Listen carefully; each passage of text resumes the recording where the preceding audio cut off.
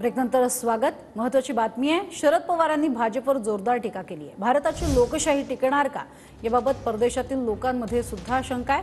निवडणूक कोणत्या पद्धतीने होणार यावर लोकशाहीचं भवितव्य ठरणार असल्याचं म्हटलंय। लोकशाही कशी टिकणार हे जाणून घेण्याबाबत लोकांमध्येही औत्सुक्य असल्याचं शरद पवार म्हणाले। निरीक्षण करण्यासाठी अमेरिकेची इच्छा आहे।